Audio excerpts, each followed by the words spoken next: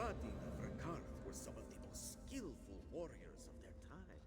And Rachin would know, for he ended up on the wrong side of their blade.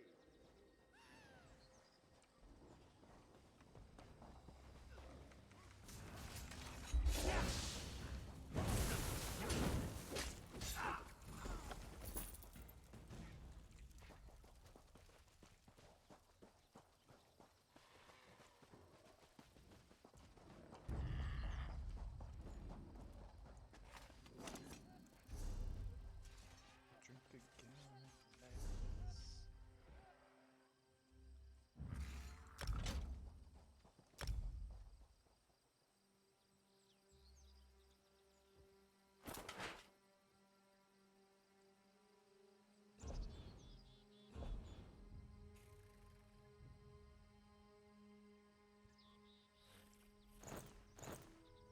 Damn it.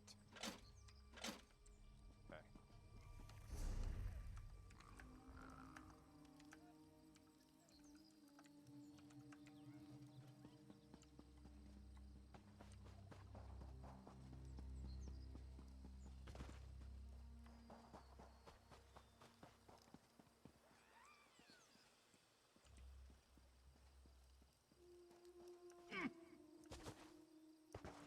Come on, big boy. Come on, Oka. Come on, big boy. I know you just died, but like... Yep. Alright, I see your health. There you are. Fresh meat. Earthy taken.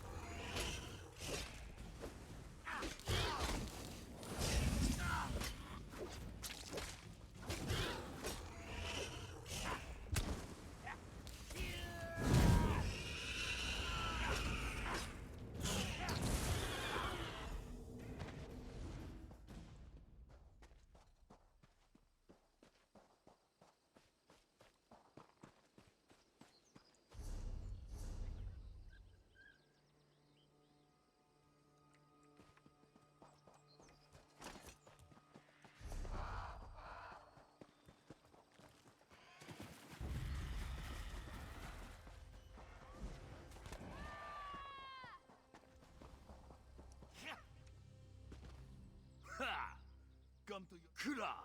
I never...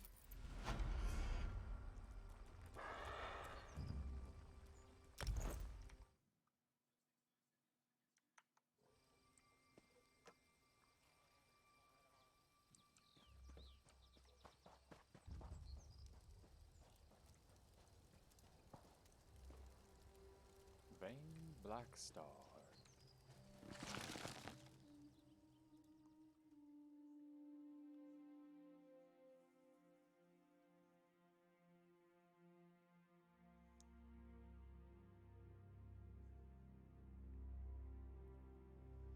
Alright, I'm gonna go let the dogs out. Back in real quick.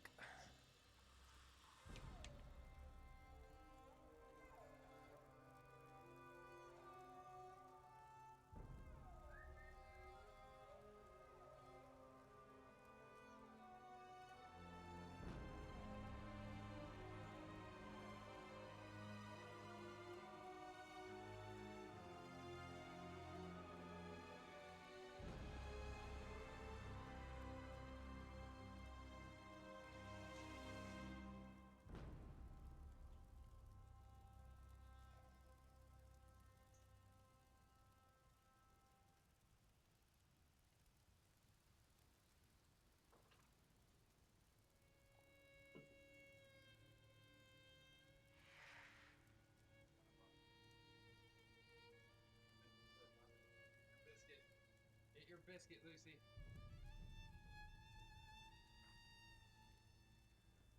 And those are health ones, but you're getting kind of fat. It's kind of fat, Lucy. You gotta have healthy. Healthy biscuit. It's healthy biscuit time. I'm back.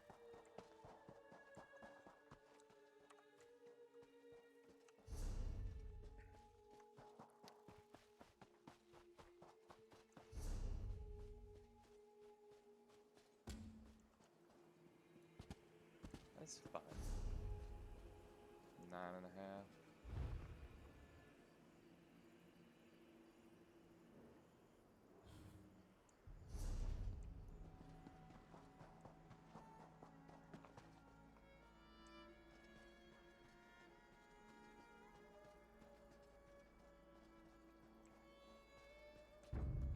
I don't want to kill you, Jackal. It just sounds awful when you die.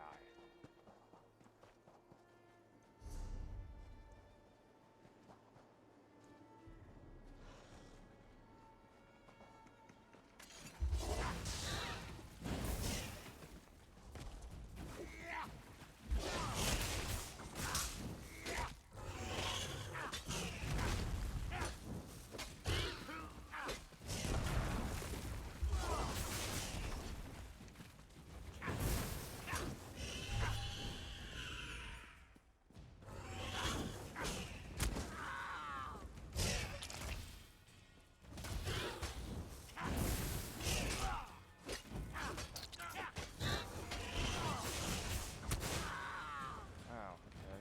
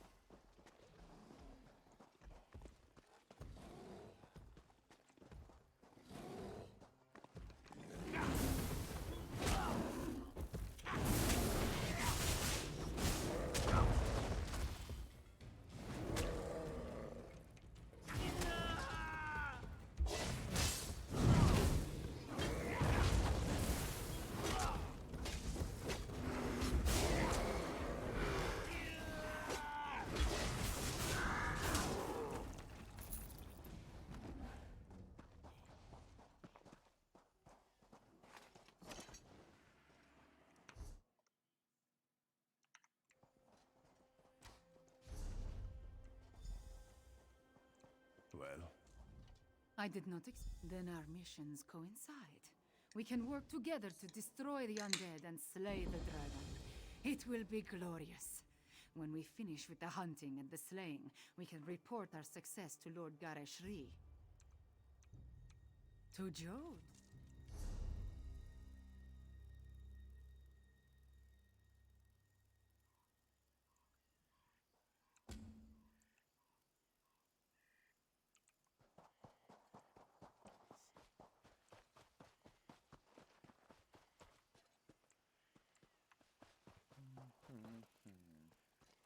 It's business time.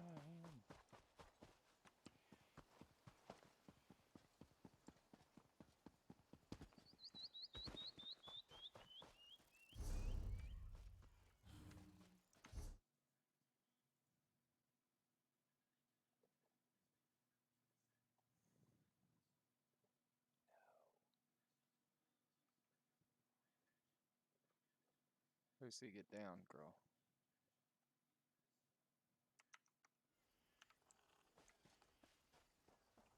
You'd better not be another bother.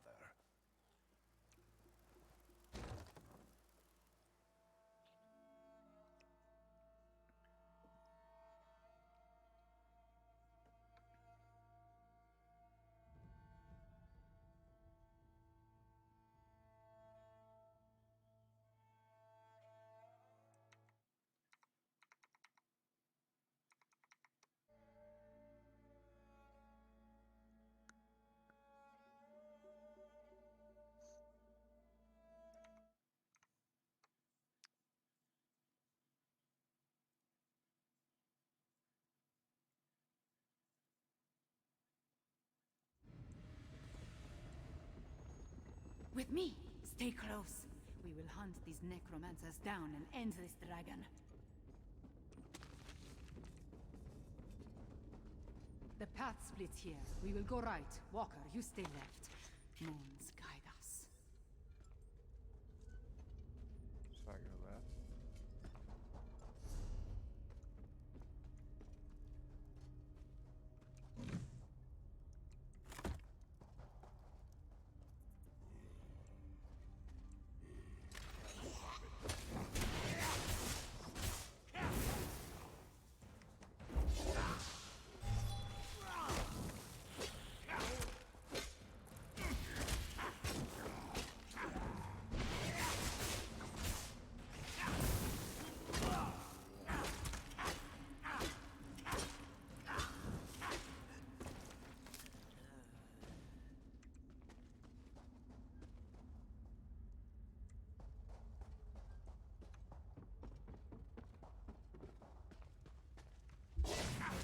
Feel the cold touch of lingering death!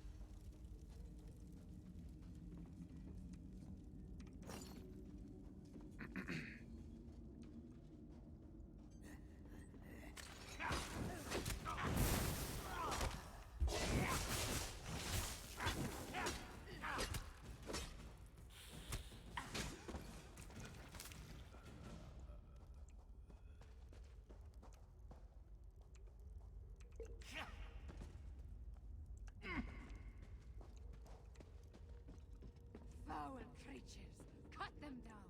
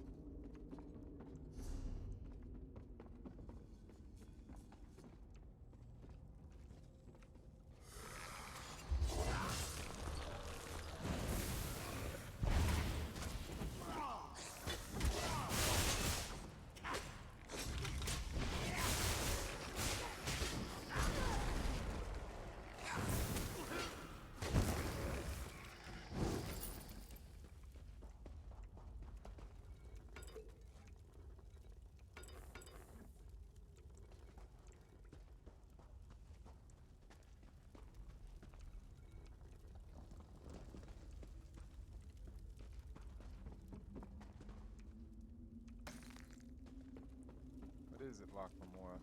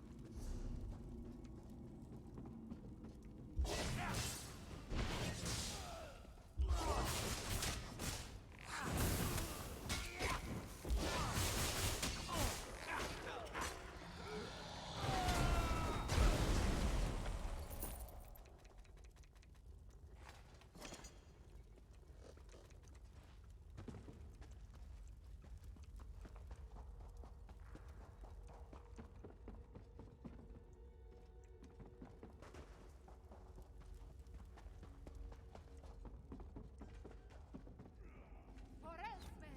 For the main!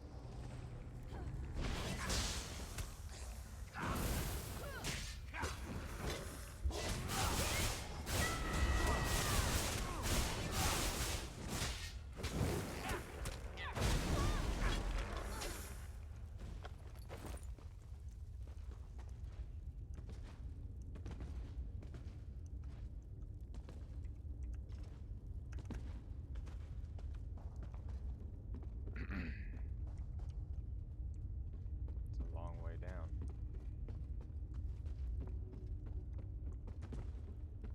Our enemy awaits, Five Claw!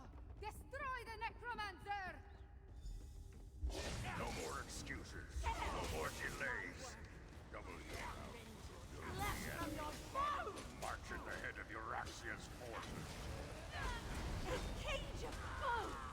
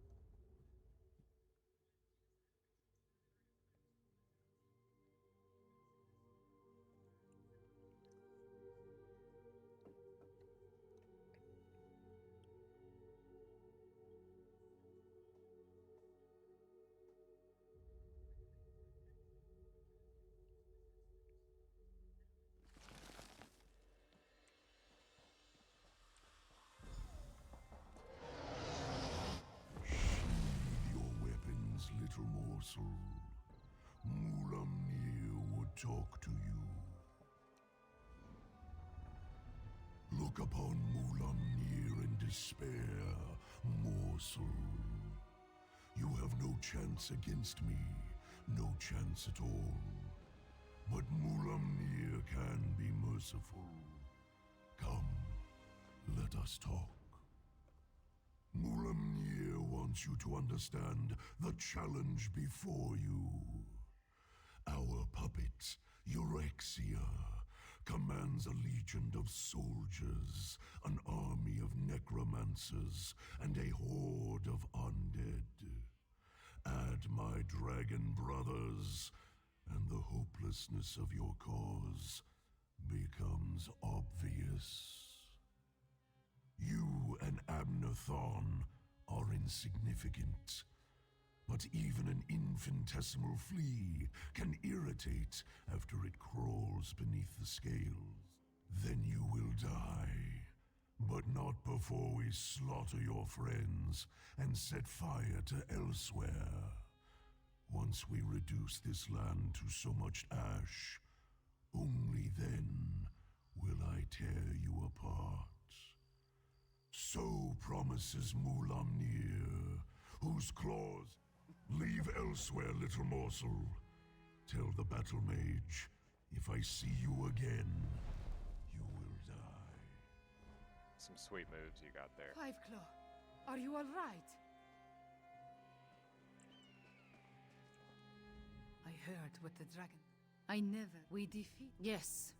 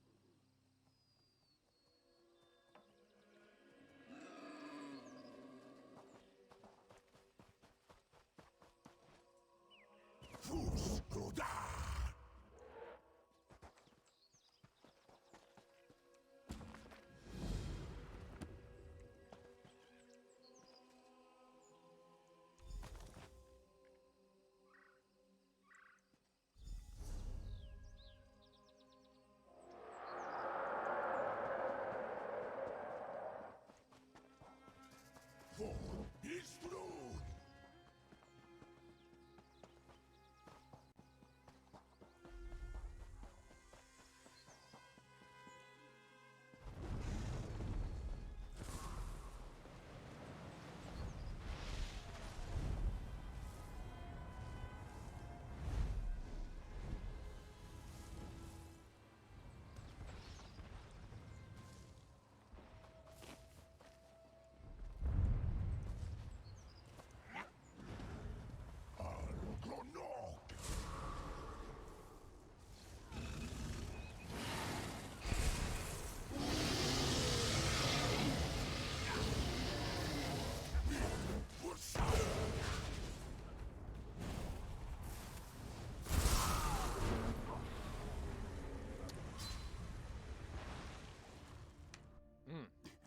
got me good. That's okay. If y'all down him, I should get some credit for it.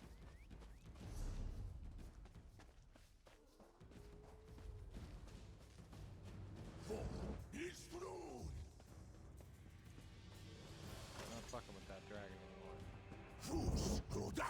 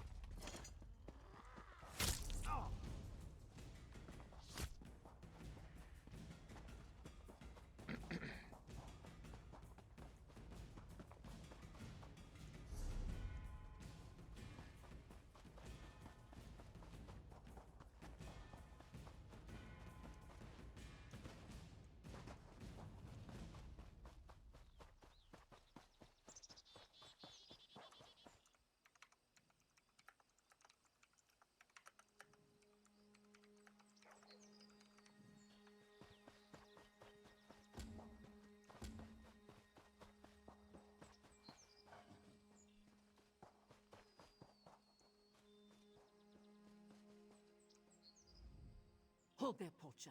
One. Be careful. It did. Oh, yes. Most.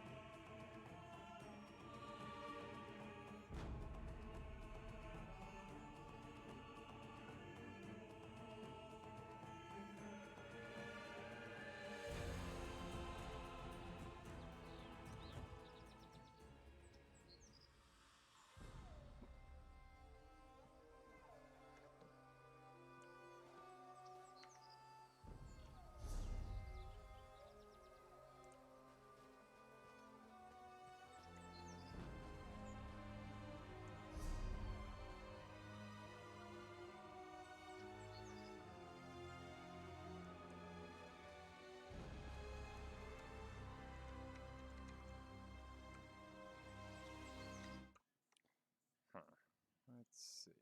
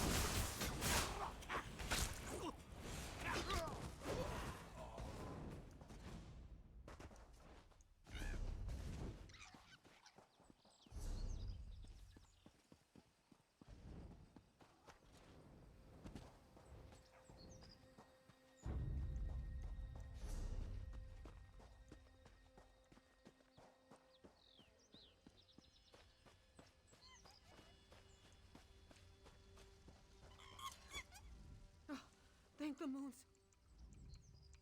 Ah, this.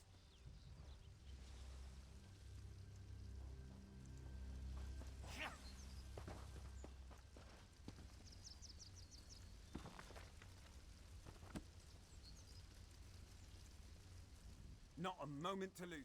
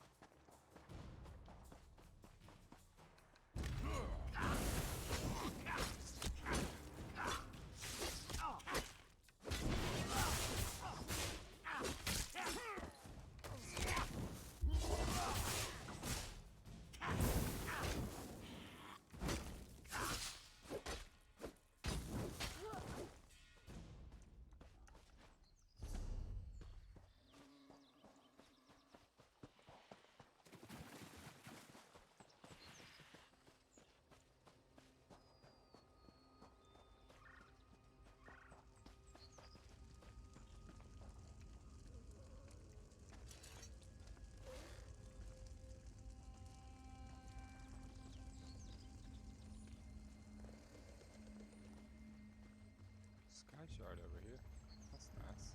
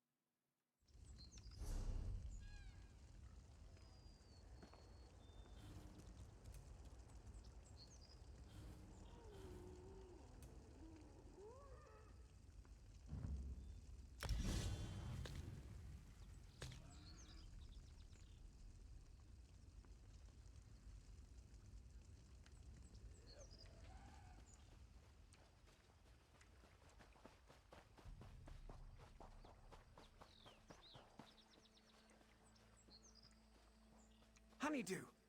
Bit high up, though. Maybe Marmalade can unlock it for us. Well done. Let's keep moving.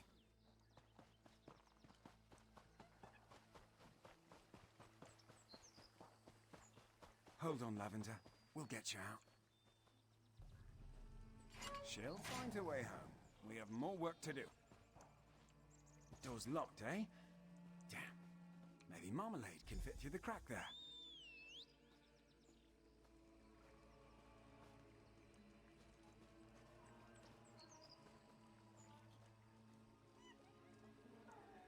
Ha! She did it. The door's unlocked. Let's head in.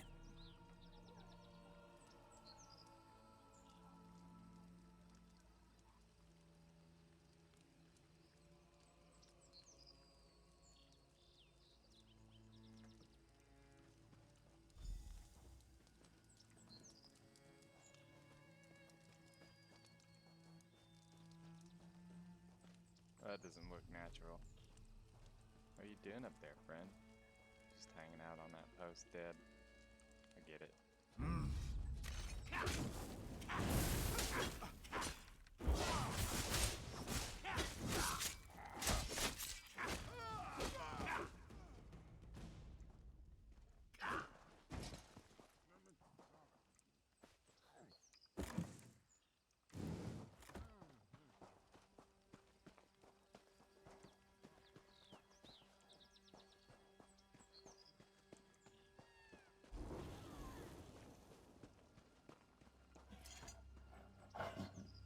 Off with you, Sugar Belly. Now, another locked door, eh? I bet Marmalade could nick a key off that drunken guard.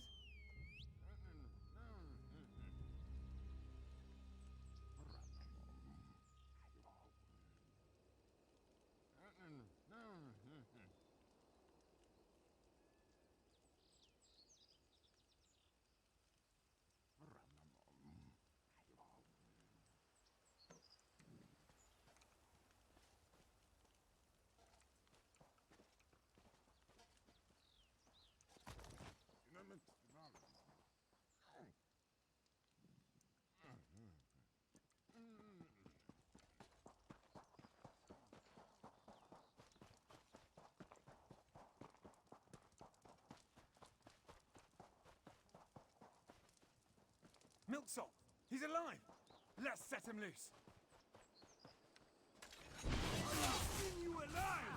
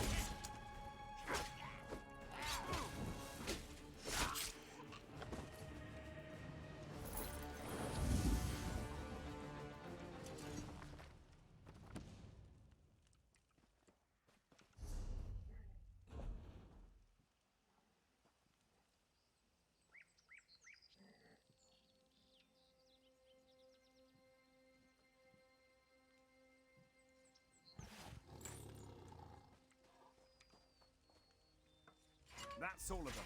Meet you back at the ranch, hero.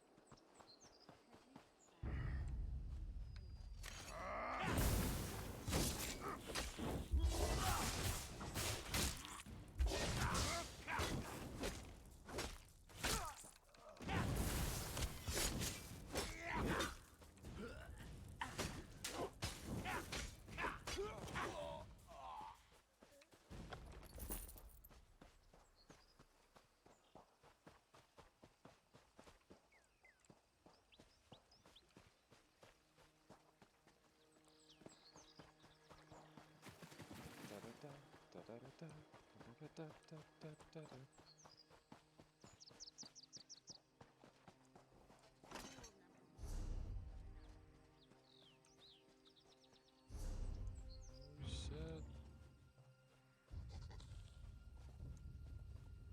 Boy's almost level 10.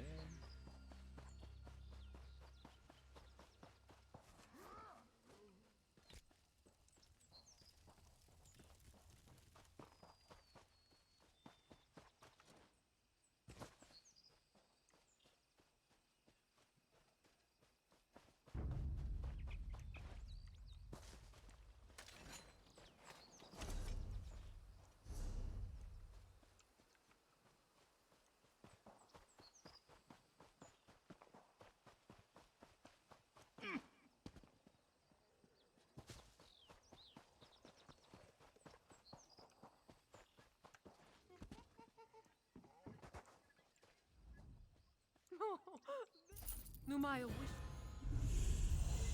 Here we go.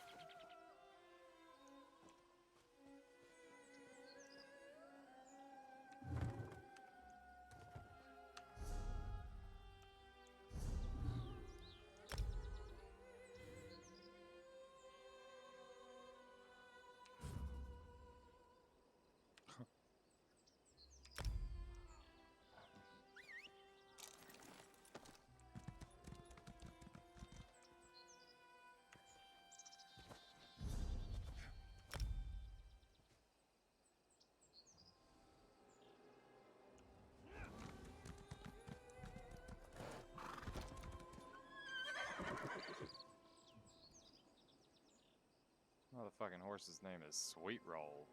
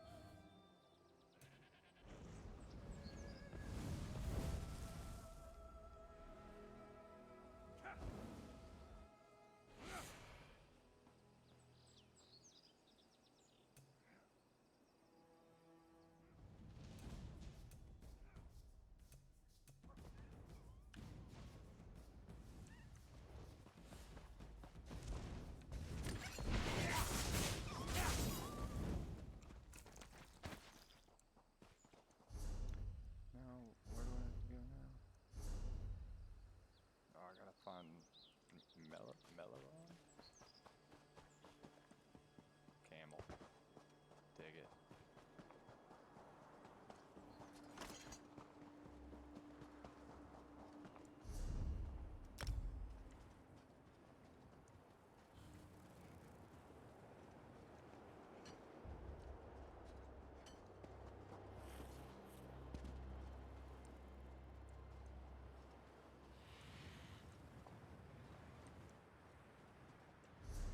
The bone pit.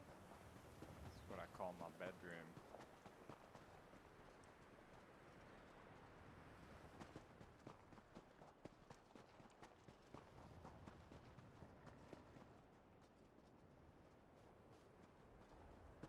Only 1.8 million health. Ain't no way we're killing him. Yeah, you're mine.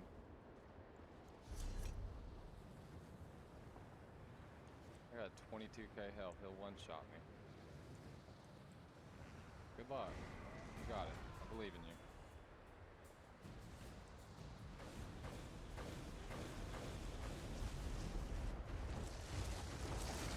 Now I feel awful.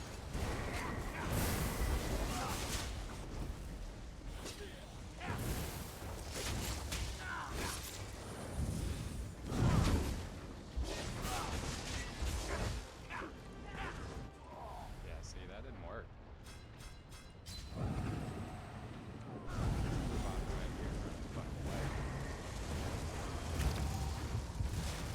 Get those skeletons to blow up on me. You got it. There's a delve up here, or whatever the fuck you want to call it. Did you make it? Did you do it? Hey, don't lead him out here. I don't want any of that.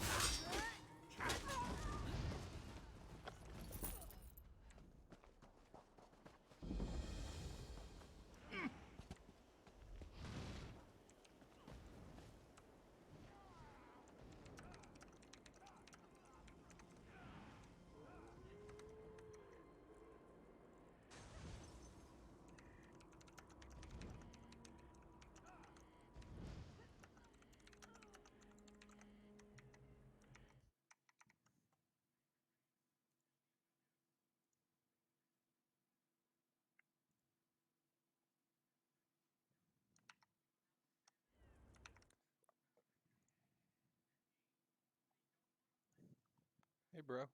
Stop licking your butthole.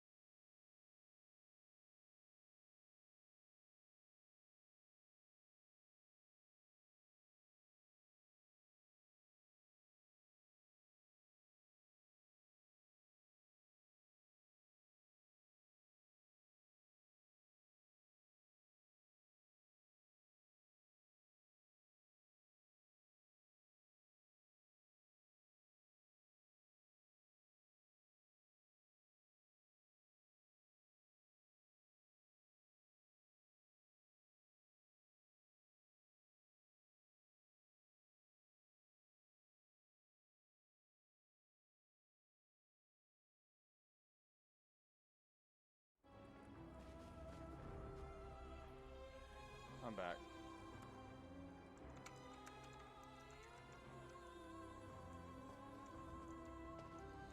You ready?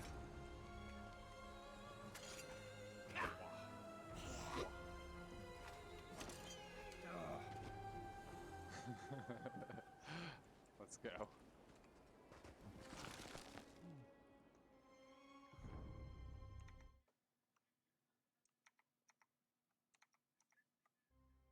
Gotta turn off the bad language filter.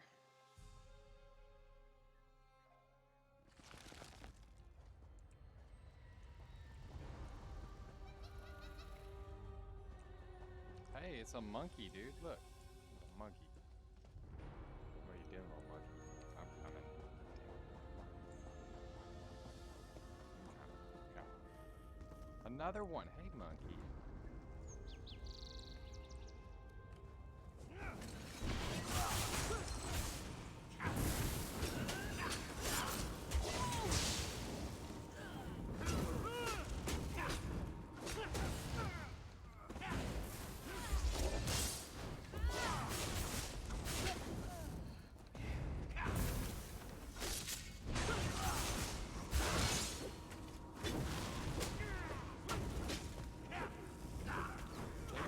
Your side heals when you hit enemies.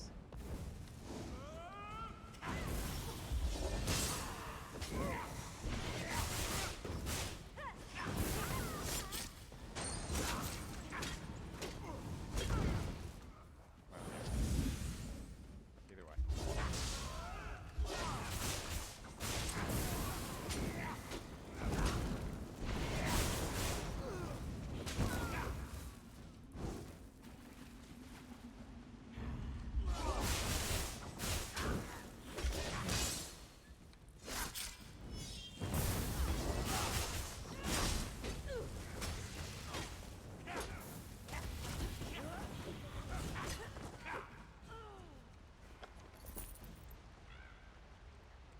Hey, look at this little guy. I'm coming. I got you. Hey, friend, come here. Come here. I just want to be friends. You can't see me. I'm under time. Look at you. You're adorable. Oh, God damn it. This is your fault.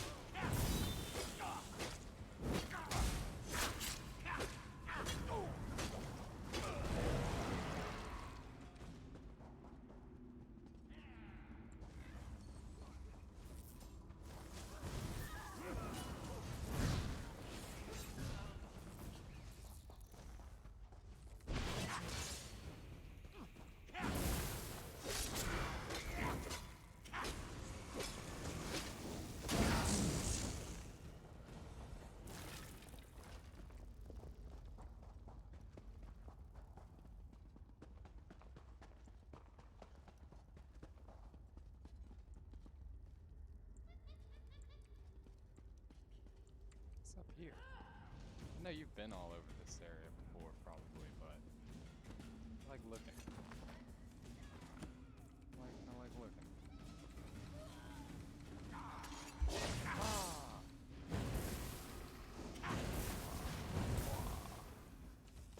Run this way real quick.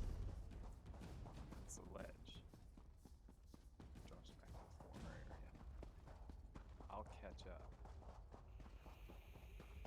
Hey, this little motherfucker's killing monkeys. I don't take kindly to that. Like, why's he gotta kill the monkeys? What? Oh, hey, here's the sky shard over here where I'm at.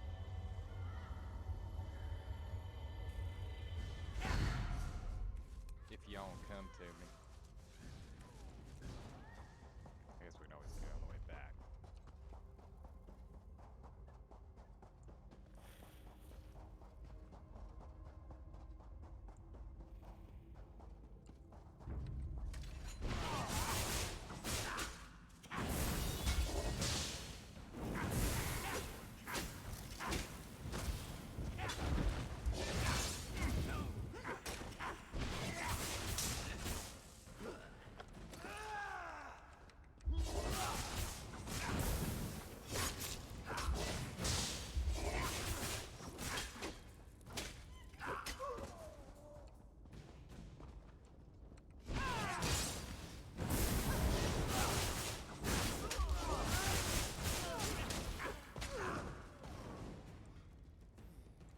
Down that way is a sky shard, and I can wait right here.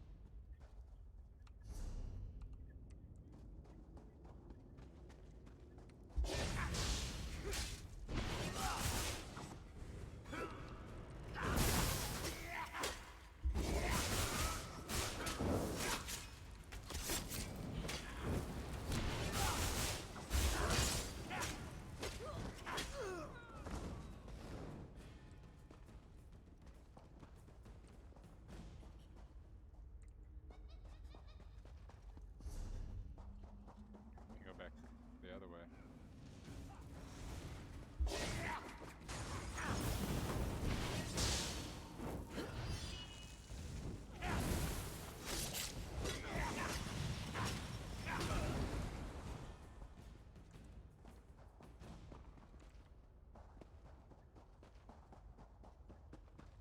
I'll just go straight, because that's the way we're gonna go when we leave.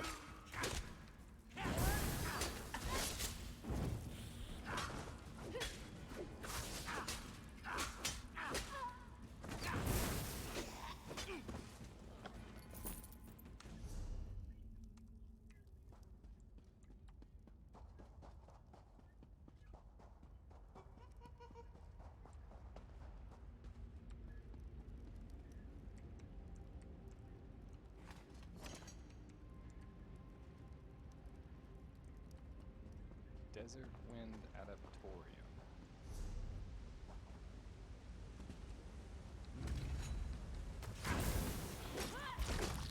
Light it up!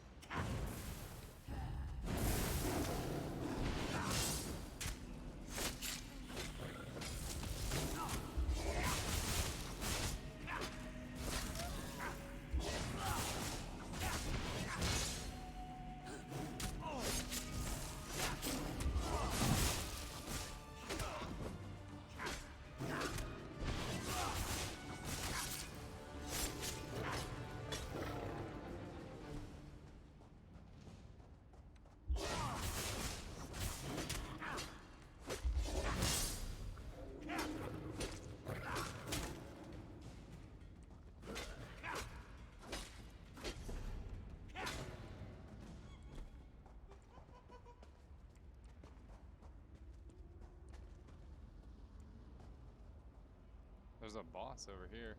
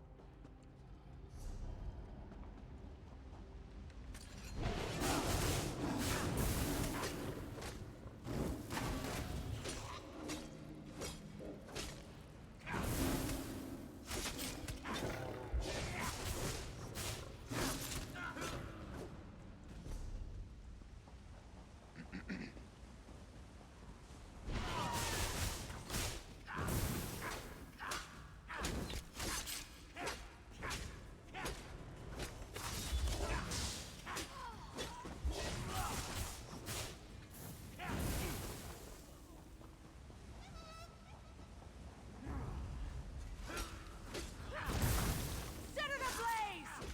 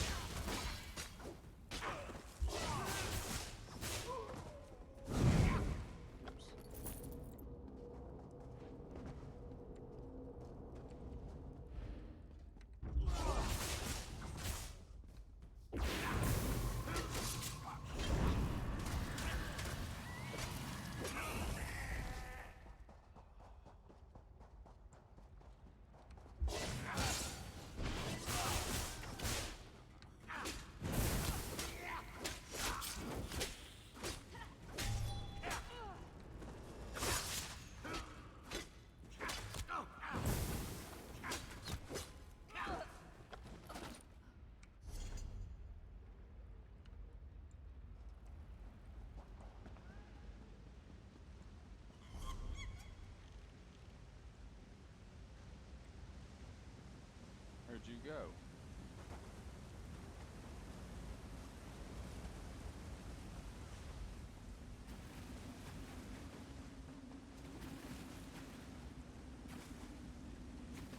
Oh, I see where you went. Maybe.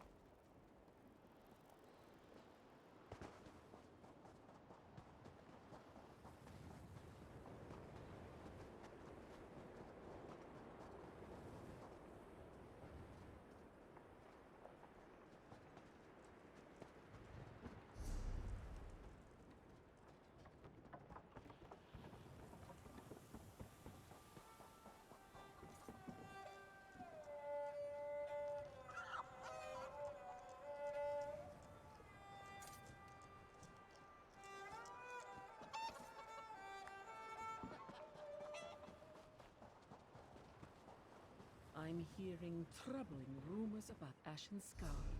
Undead, mainly. I guess I can mark visiting there off my list. The stories of an undead plague there makes the streets of Earth stand on end. Will we be seeing more? The flowers flying, singing a song that calls to him. Moonlight serenade at my whim, dancing among the flowers fine.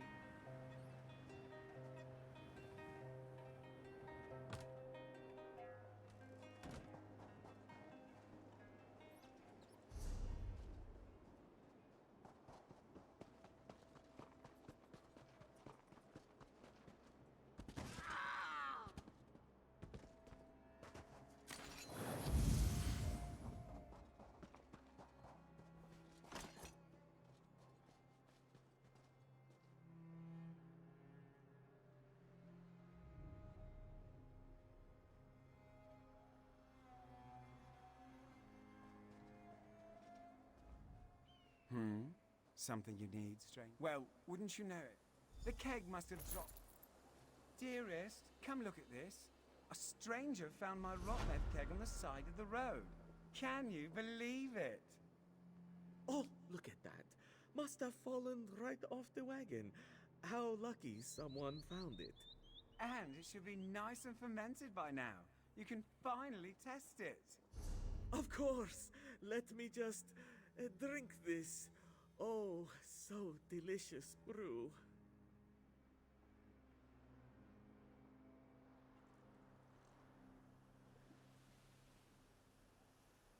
Well, how does it taste?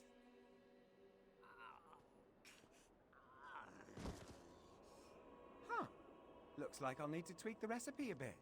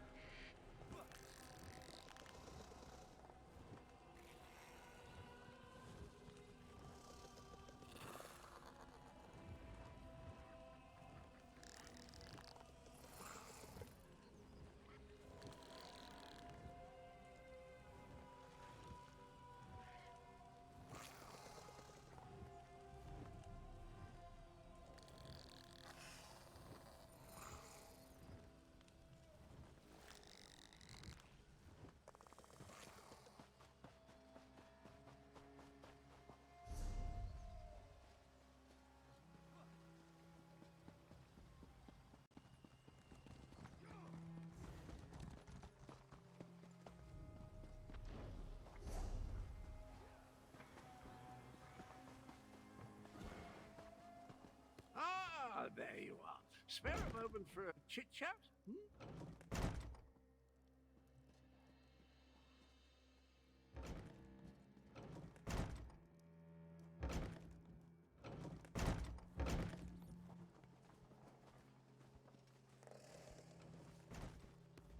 If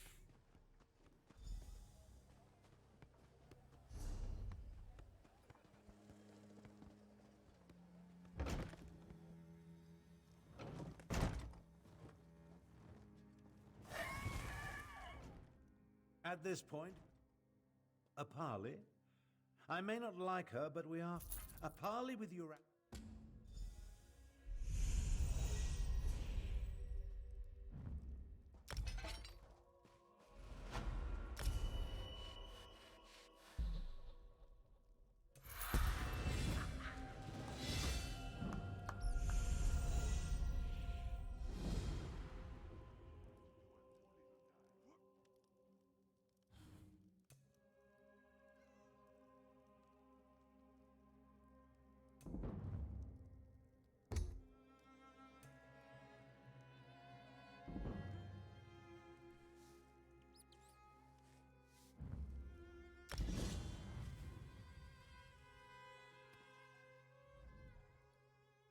This one.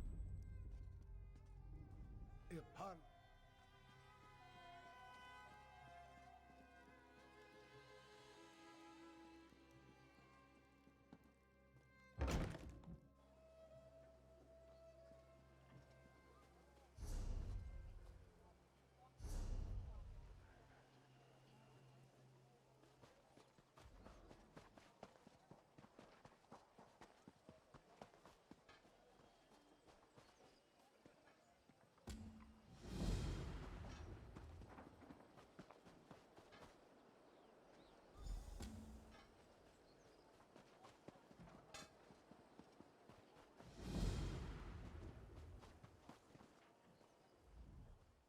Mana see you on the...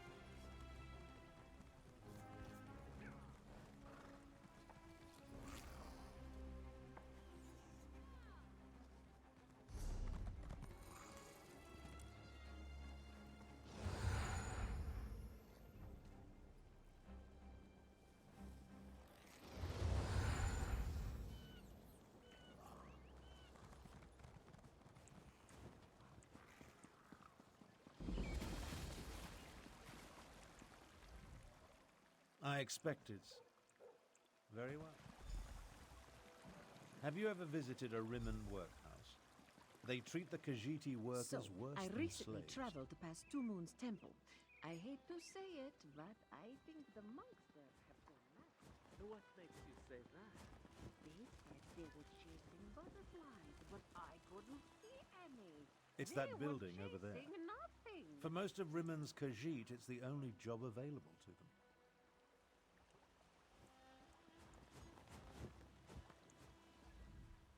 The workhouse, sir.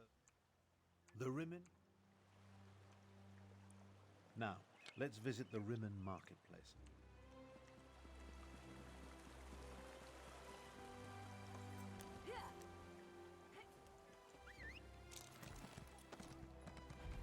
Take a look around. Business seems to be thriving, but appearances can be deceiving. I've been nothing.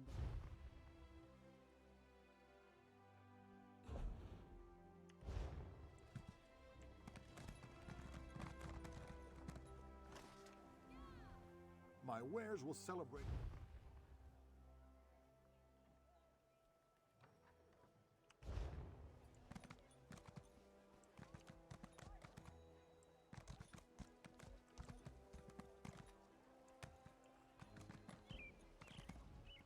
It may be hard. Come along. I want to show you the improvements Euraxia made to the palace walls.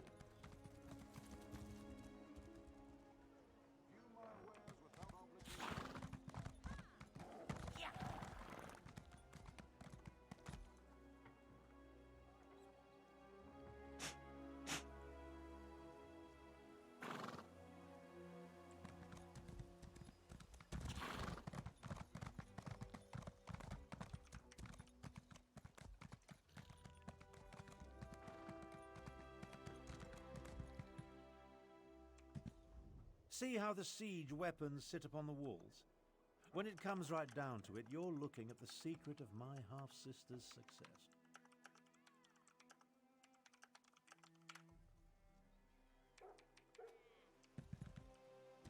When we get to the palace, let me do the talking.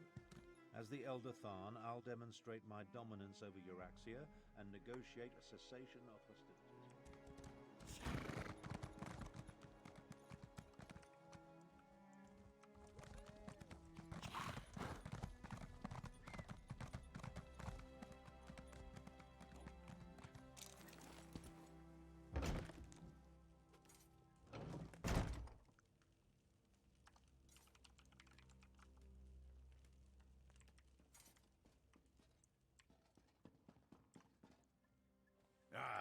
Here come Queen Euraxia's guests now. I don't like the looks of these meddlers. I say we feed them to the dragons and be done with it. So you're my axe. Now about the rest of my body, oh pestilent one. Presenting Abner Tharn, Grand Chancellor and Overlord of Nibene, Imperial Battle Mage of the Elder Council, and Patriarch of the Tharn Dynasty, and his bodyguard. Ah, half-brother. Your arrival, it's so unexceptional. Pretending to be a queen Hush, Abner, you bore me. Bodyguard, you look interesting. Come talk to me. You heard her. Good luck. My sources indicated that my half-brother's associate was somewhat taller. Oh well. Now, why in the world should I even consider negotiating with members of the losing side? A warning? How thoughtful. You do know that I defeated the Khajiit army and took control of the Rimmen throne? I am no one's puppet, I assure you. But why do you suppose I have anything to do with dragons?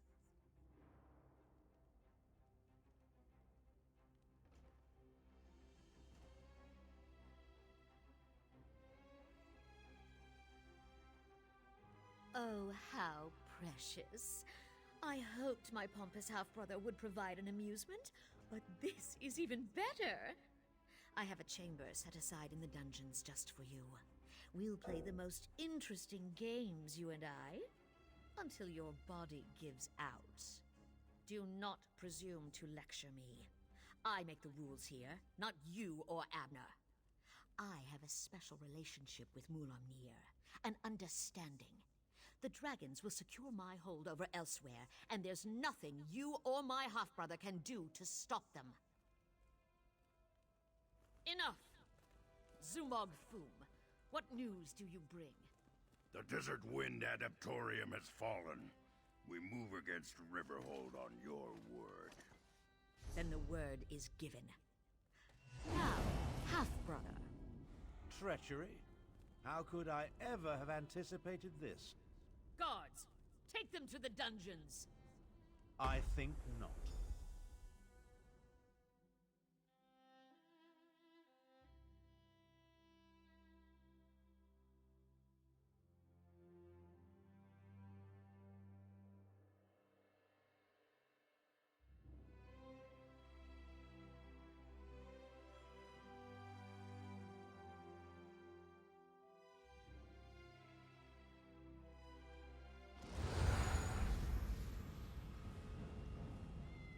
Well, I suppose that could have gone. I prepared for you.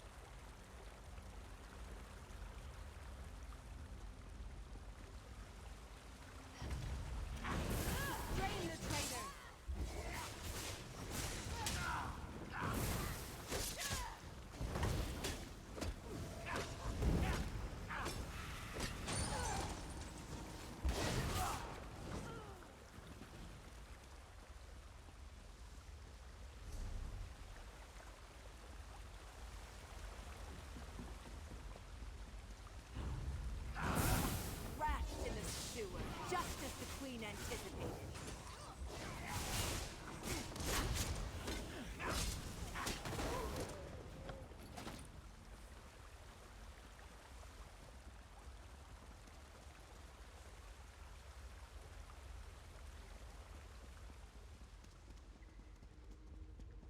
The way out, finally. I can't abide another moment in this stench.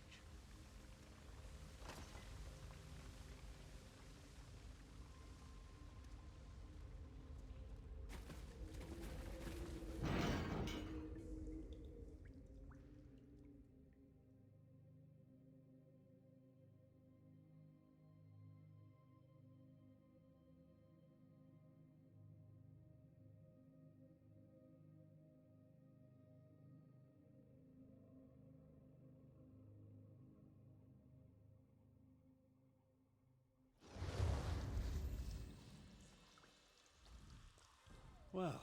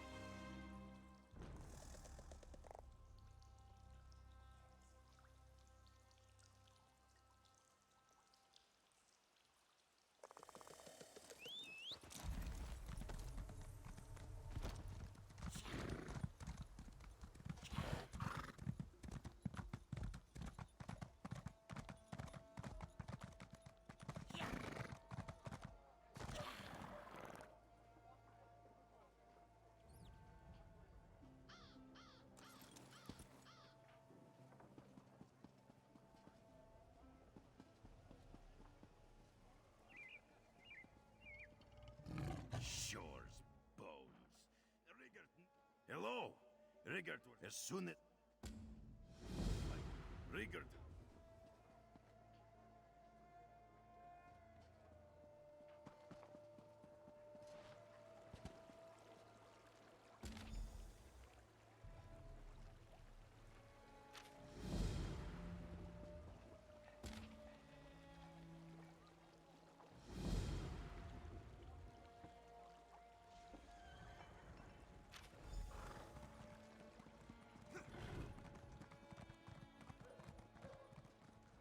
Lucky am I to...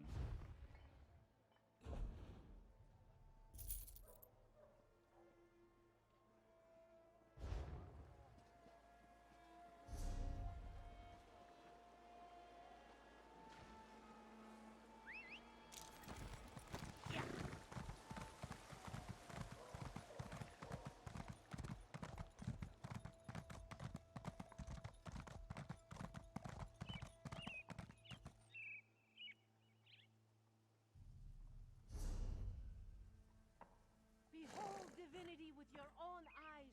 Join us in the worship of Alkash.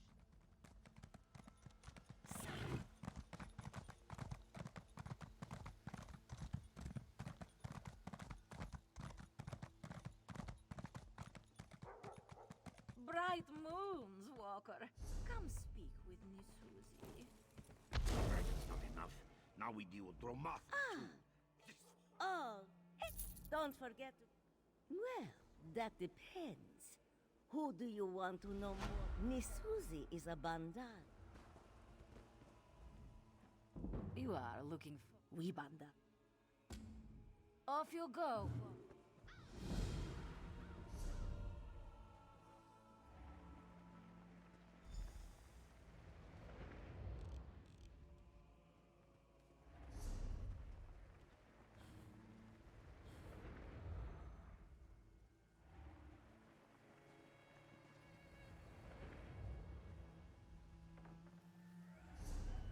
Nobody cares at all.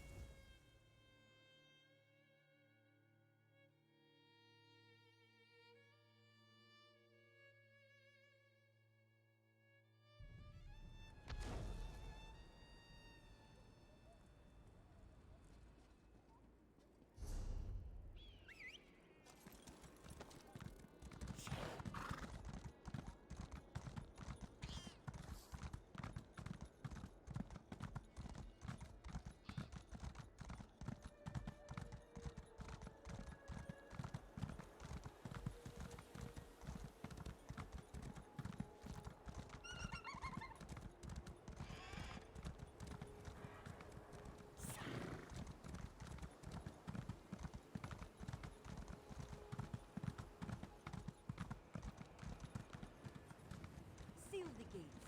Let no Euraxian enter this holy place.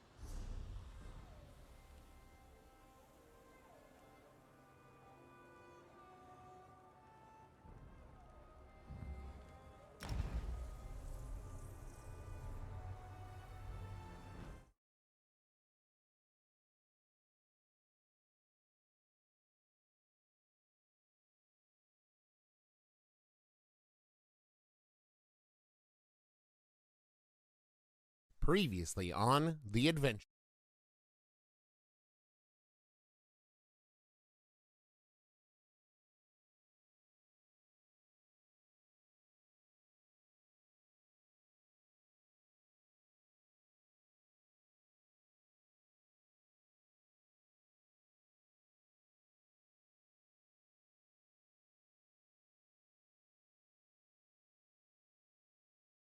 The McElroy brothers are not experts, and their advice should never be followed.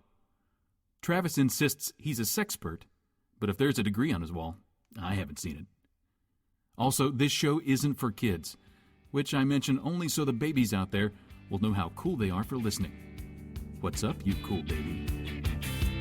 It's familiar, but not too familiar, but not too not familiar. It's a new craze. Angry girls, do you wanna just say, hey, I wanna? Just say, hey, I wanna. Corey, Topanga, the whole gang has gathered here for this, the 18th anniversary of Boy Meets World special edition of Name My Brother, and Me. One other character from Boy Meets World. One. Mr. Feeney. Sean. Go, Travis, name go. me 12. Eric. Boy Meets The dad. 2. The mom. 3. Mr. Turner. 4. Minkus. 5. Ooh, good deep cut. Thank you. I can't remember Sean's brother. I think his name was Sean's brother. Yes, it's Sean's brother. Brotherly love. Brotherly love. Joey. Clarissa. Whole gang. Phoebe. And then Blossom. Monica was there. Family Ties. Corey Feldman. What the fuck, guys? We're at 18 years. We're celebrating. We've got confetti. We've got large pictures of Ben Savage pasted all over our walls. What an unfitting name for that gentleman. Don't you think? Ben Savage? Yeah. Yeah, he's about the least that guy that I know. Yeah. His name should be like Stephen Huggs. Did you ever see the episode? There was a special episode where his brother Fred Savage was on the show. Mm-hmm. And for some reason, they decided the best thing to do with his brother was to make him a teacher that sexually harassed Topanga and have Corey throw him through a door. Yeah, I remember that. I remember watching that going, that was your play? Like, you couldn't have them be, like, cousins or something cool and fun? Like, he threw his brother through a door? Shit Got Savage. Yeah. Have you seen that new ABC sitcom, Shit Got Savage? You got Ben Savage, you got Rory Savage. And you got Adam Savage from Mythbusters. Yeah, and they just fucking wail on each other for a half hour every week. It's a weird show. It's not very good. No, it's not a good show. This is a good show, though. It's My Brother, Me, and Advice It's not show starting out good. I thought it was pretty good. It's My Brother, and Me, an advice show for the modern era. I'm your oldest brother, Justin McElroy. I'm your middleest brother, Travis McElroy. I'm the Ben Savage of the family, Griffin McElroy. He's the youngest, right? I think he's the littlest one, yeah. Let's get right to the questions. I'm ready to just dig in this week.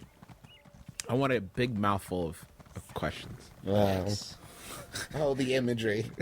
Grind my molars. Hey, just put your questions in my mouth. Just put quick. him right there. My molars are going to grind away on your queries. My pre-wife and I are getting married. I like that. Yeah, Very me too. efficient. My pre-wife and I are getting married in a smaller venue for our very special day. The only problem is that people seem to think they could bring a guest with them to the wedding, even though only their name was on the invitation. We do not have enough space or alcohol for this nonsense. How should we drop the news? That's from No Randos in North Carolina. I think what's important to note is that you can't be surprised that people think they can bring a guest. Because I think that is, like, that's how weddings become work, the norm. man. Well, I think that's become the norm. So I think you have to, like, state. Can you put, is it too late to put on the invitations +0? Plus -1. Yeah. Don't even blame yourself.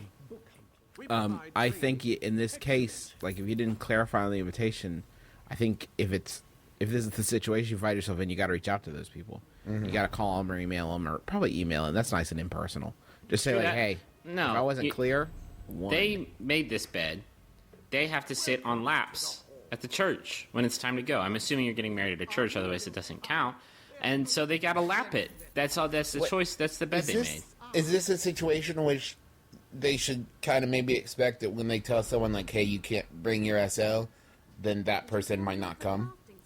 I honestly, it is assumed if you invite someone and they're married or in a couple even, like, they're going to bring someone else. Mhm. Like, that's just the price of doing business. Come celebrate our special bond alone.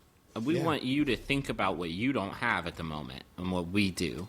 We don't want anybody's love distracting from our love. Yeah, it's like special. you can't wear white and you can't hold hands at a wedding because You have it's to be not your alone. time. It's not your Desperately time. alone. Or you could just announce that your wedding is standing room only. We're packed. We're sold out. Yeah. It's the craziest wedding ever. This is Bieber's wedding. Bieber and Kim Kardashian got married. I never thought it would work between the two of them. And But you know, there's something there. It's magical. I'll tell you what there is between them, and that's about 2.5 feet of height yeah. room. He would have to climb her like Like Shadow of the Colossus to please her. Like a midget changing a light bulb in a lamppost. It would be a weird scene up there. All kinds of shenanigans. All kinds of things going on in that relationship. Where's that reality TV show of that non-existent relationship? How about it, Hollywood? Yeah, you gotta assume people are gonna bring in guests. Like there are a lot of things that if they said you can come but your wife can't, like I probably wouldn't come. Like that's kind of just shitty. I'm sorry to be the one to break this to you, but this is why you plan on, like, you don't count on 300 lonely hearts coming to your shindig. Well, they probably did take into account. I mean, you remember how meticulous it was planning who to invite for your wedding. They probably did plan on couples, established couples, and marrieds and datings. But they didn't want, like, Roger to bring his friend from work. I don't think Roger's doing that. This is okay. To be fair, in my wedding, I wasted a lot of my invitations on people like Mr. T, and the Harlem Globetrotters, and Which you John gotta- Stamos RSVP'd. Why isn't he here? Yeah, you got to send those out because one of them's gonna say yes. Like, maybe Voltron's like, I don't have anything going on that weekend. I'll be there. No big deal. The car from Knight Rider shows up. I think you just gotta take your lumps. Yeah, because I think the problem is even if you like planned on married couple and dating couple, to expect like the single lonely guy to show up by himself, knowing that there's going to be married couples and dating couples there, it's like, Maybe he'll hey, meet but someone. not you. Who's he gonna meet? Someone married. One of them bride ladies. Well, then bridals. And bridals. That's the situation you're setting up, though, is infidelity. Which I think is Already? kind of fucked up at a wedding, Yeah. It's supposed to be about vows and shit. Eternal love. Not sex. Not sexy. Not sex. Hey, on the subject of sending gifts, should I send presents to my ESO's family if, to be frank, they did not send any to me? That's from Brett's lady. This is one of the toughest questions in dating. The answer is yes. Like, why not? Why wouldn't you? They didn't send any to her. Yeah. Oh, that's a good point. No, I mean, send them some soap or some shit. Like, send them some soap. Just let them know that they are in your mind.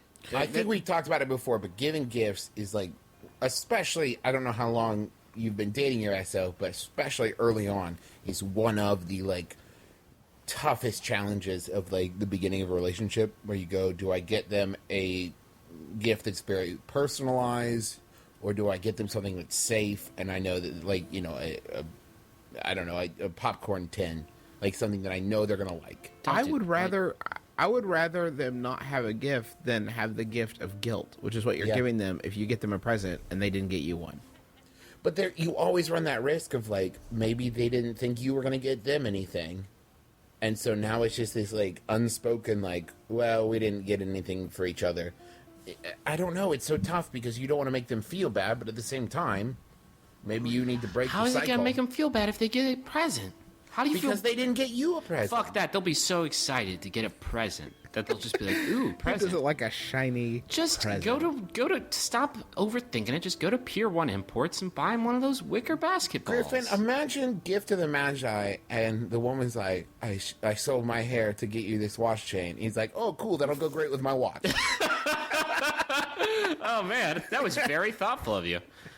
But listen, I'm gonna need a new lady. You're bald. Hey, I'm just looking at my watch. It looks like it's time to get a new girlfriend. Out of the way, Lex Luthor. Man, that trade-off is not very fair, is it? Hey, Vicky, me and Hellraiser split up. You want to get down?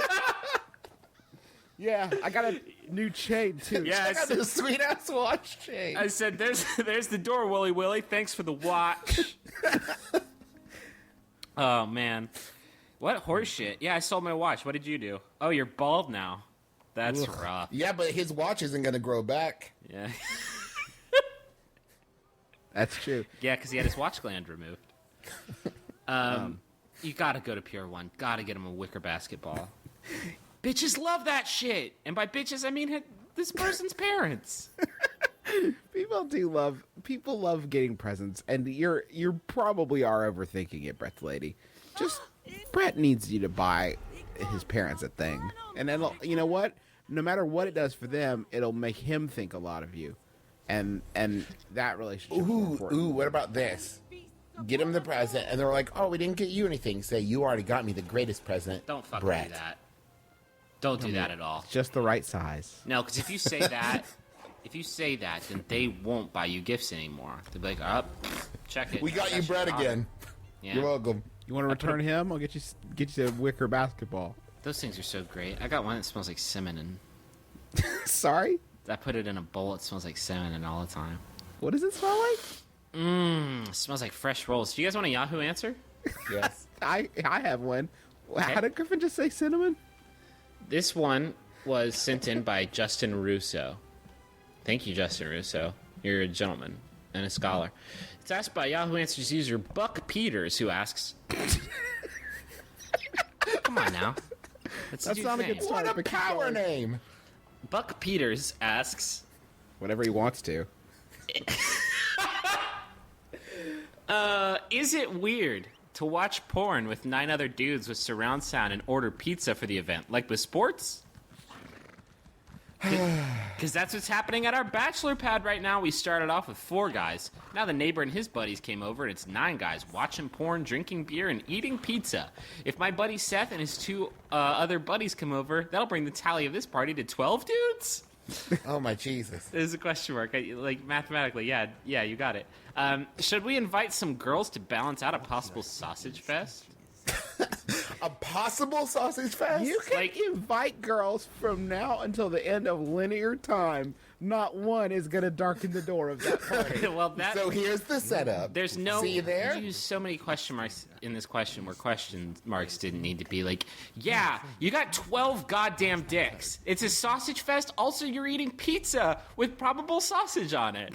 I'm gonna go ahead and say this is like sausage Woodstock. Yeah, like you've called all the sausage together for 9 miles, and there's you probably sausage crammed on them the into one TV room. too. Wouldn't you imagine? Some dude. Do you know what my biggest problem with this setup is? The surround sound aspect. Yeah. What was that? Yeah. Oh, no. There's a dick right behind my head. I feel like there's just a dick on my shoulder. Is there someone gooshing behind my head? Who's gooshing? Philip, are you gooshing? Yucko, don't say that. How does this become like a regular, like, it's Thursday porn night again? Like, don't you what the hell is the matter with an event? Don't you call like it with an sports. event? Only not with sports. Looks like that penis is winning against the vagina. He could go all the way. Surround sound. Perfect choice. Gross. I don't get it. Of course it's like this is the thing where like it makes us sound like we're gonna be like we're homophobic, and it's not it. It's that you're not embracing your own thing. Like you're not embracing your own I'm sure he is. identity. Let's look at it through the eyes of the pizza guy who rolls up and delivers your pizza. Yeah. And he swings open the door, and he's just like, I'm gonna go. I don't know what this is. And There I'm are gonna porn order sounds. There are porn sounds coming from every corner of your room. Is this like 9.1? Jesus, how many speakers are there? I heard your house gooshing from the Johnsons. Like, wait a minute. Please. Wait one goddamn second. Can you please never say the phrase "gooshing from the Johnsons" again? I can't make any promises, but I'll do what I can. Psychically unpleasant. That bad, huh? Yeah. I thought maybe it was evocative, I would say. 12 dicks is too many dicks. I'm sorry. I don't care. Sexual preference doesn't even it's not part of it at that point. At that part, it's fucking feng shui. Like, you have 12 dicks in one room, all watching porn. And also pizza. Pizza, guys. Greasy, slimy pizza. Don't put it away. Put all of it away. This is how you know it's not a... If the question was, is this gay? Like, no, because a gay person would never go to that. Yeah, like, that a gay sounds person like has the much worst better thing. taste than that. Yeah. I mean... Of all... There are new movies coming out all the time. You just watch Avatar! Yeah, what the fuck is the matter with you? Nothing else on. Guess I better watch some porn. Get everybody in the minivan and just go see Contagion or something. Hey, did you and your friends watch Downton Abbey yet? It's starting up second season. Just torrent it. Don't get a bunch of porno and watch it together. I don't know. I feel It's like a secret shame. That I think it would be equivalent of me and my friends are bathrooming in the same bathroom with 12 toilets. We love it. The door's open. Ricky's playing guitar. Jimmy's roasting marshmallows. And we are love all this. just stacked from stem to stern. Bowling. Floor to Love ceiling. Just beaming. People are the worst. People are the worst. Don't watch porn together. Any watch answers, it alone. Griffin? And don't even do that. At least don't tell us about it. Any Don't. answer? Did anybody have any answers? Any advice? Yeah, Chrissy says, just keep an eye on anyone taking a long bathroom break. If it's your house, hire someone else to clean your bathroom tomorrow. And to which the asker responded, true dat. Hey, fuck both of you. Fuck both of you. Answer and question. Travis has a good point. That's the main problem when you're throwing a surround sound porno pizza experience. Is that you don't want strands of just seed hanging from the ceiling when you're done. Oh yeah, because the experience would be so erotic. They'd have to rush to the bathroom and go to Georgetown. As much as I don't understand this idea of like group think watching porn together. Isn't porn like a means to an end? It's not like I love the story and the character development was awesome. Let's watch it again. I don't get this idea of like just chaste 12 dudes just sitting around eating pizza watching porn. I don't know, Travis. I feel like that's a pretty broad generalization. Do you guys remember Scorsese directed one of the Butt Slammers, and I can't remember which one. It was Butt Slammers 12. Butt Slammers 12. Whichever one had Leonardo DiCaprio in it. I remembered it was in the low 10s. But you got to be careful. Yeah, Leo showed up. Yeah. And he slammed all the butts. All the butts. Yowza. Yeah.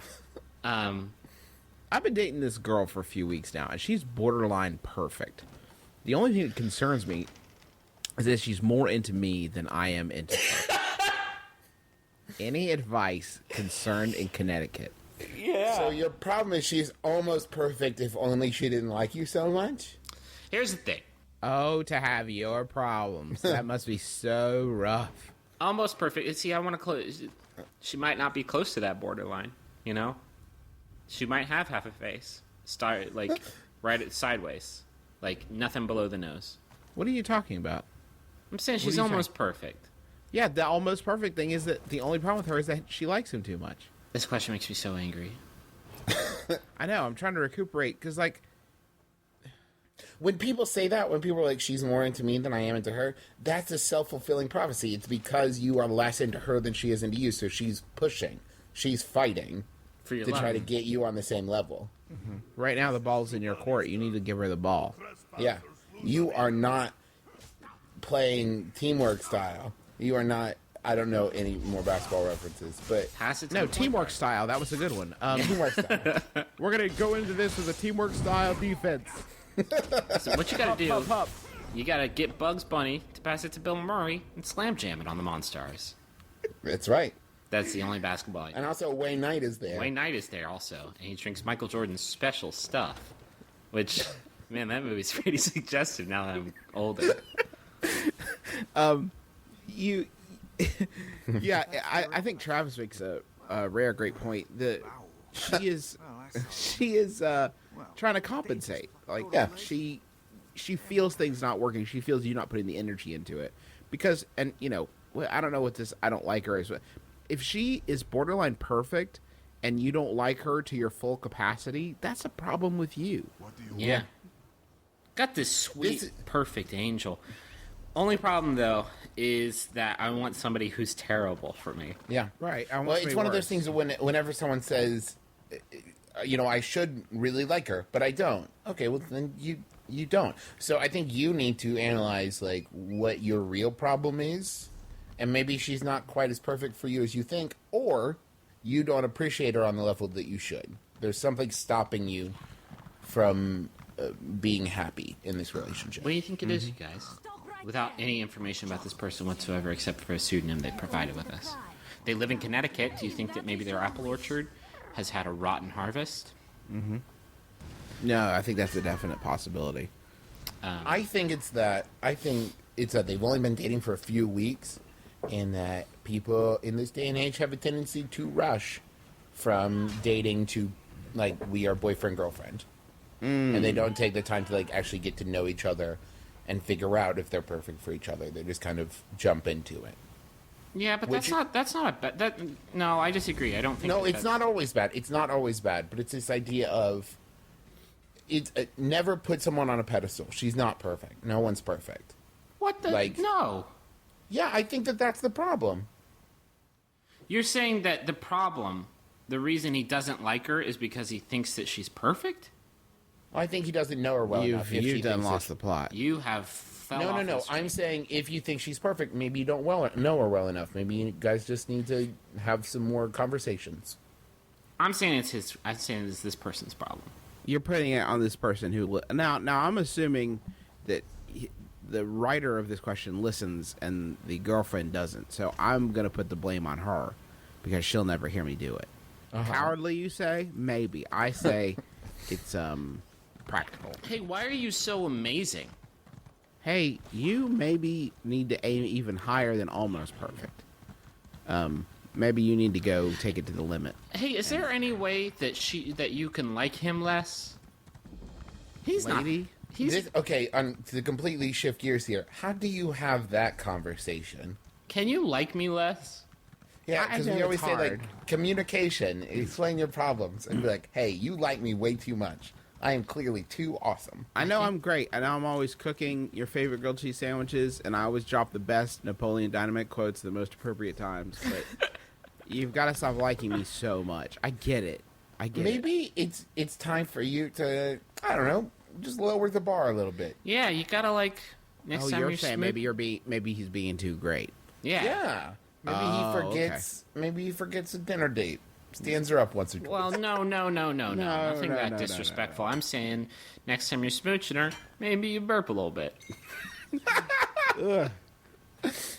Maybe you invite her to a 12-man straight-off jerk-off festival. Like a summer jerk-off festival. Jerk-off Fest 2011. Yeah, Jerkaroo. Jerkapalooza. Jerker shoot.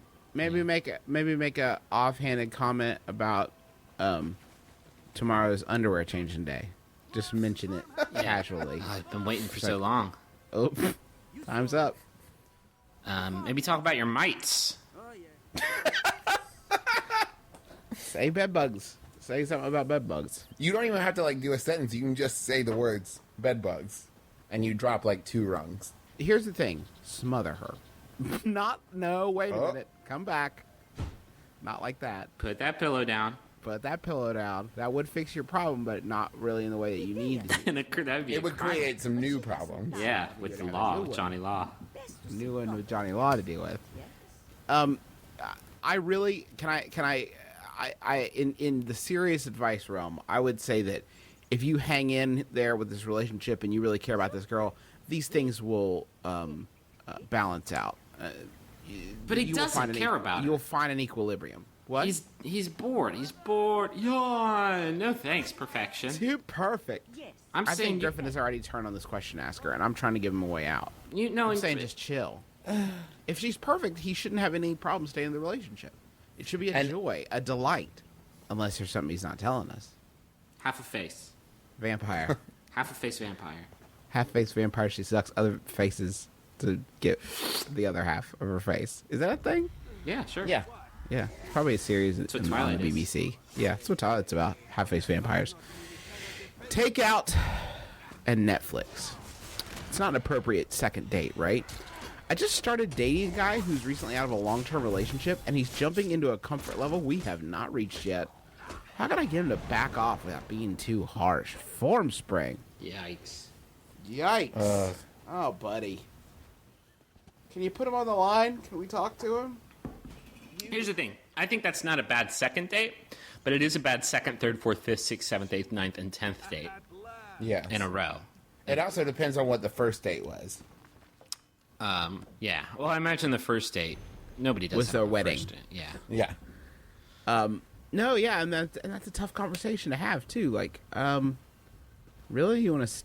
I guess we can stay in, and it is kind of intimate, I guess. Yeah. Doing that, and yeah, he's, you know what, he's trying to slip into the sweatpants of stage a relationship, long before it's time. It's the hot pants stage. Is there a way to like jokingly bring it up, like we're not quite in the sweatpants phase yet, ha ha ha, without going, hey, Put on some fucking slacks and take me out before I leave you. I'm beautiful. I'm ready. I'm vibrant, ready. I'm thrumming. Your with the slacks are promise pressed. of youth. Get in the car. Drive me to the dance hall. We're going to the DAV and we're gonna boogie. What? Yeah. The where? The DAR, the Daughters of the American Revolution. Or maybe the Eagles. The Dotar? The Elks. The Elks. The Knights. The KOC. The Knights of Columbus. We're gonna go to the KOC. We're gonna go to the some, Veterans Hospital, and we We're are gonna going go to to the cut a rug. I think joking about it is that, because there's the thing with a lot of guys, if you make a joke, he'll really take it to heart and it'll eat at him. So Yeah. maybe that's the way to go.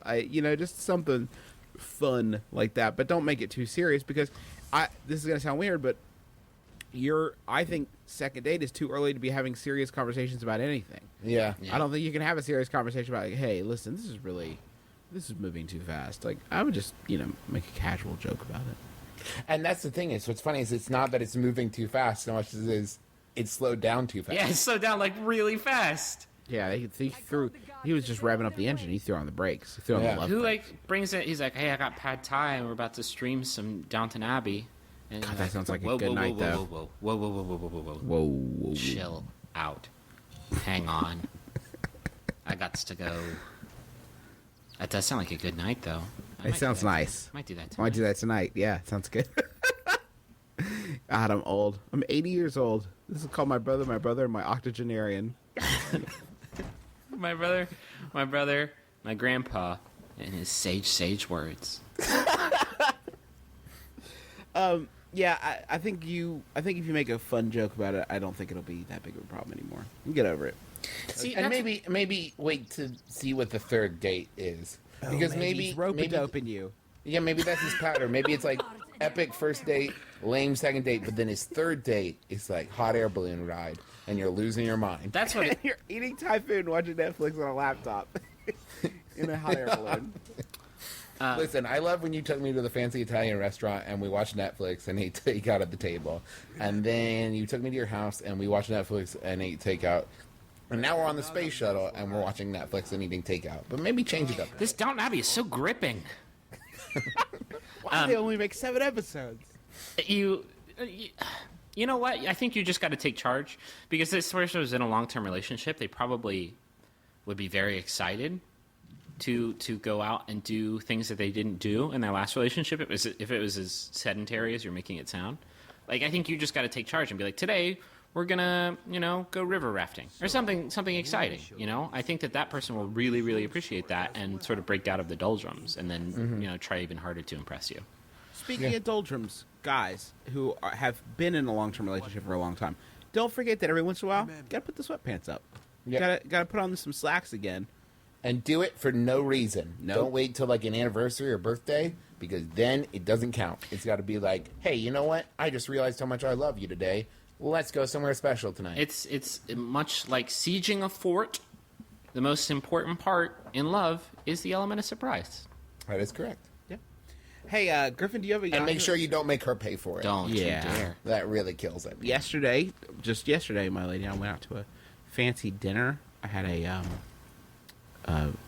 the sea bass, southern style sea bass, coated in polenta. Ooh. Yeah, she had the swordfish. Last night I cooked for my lady. I made her salmon fillets, which I stuffed with baby spinach and pine nuts, and it was a real treat.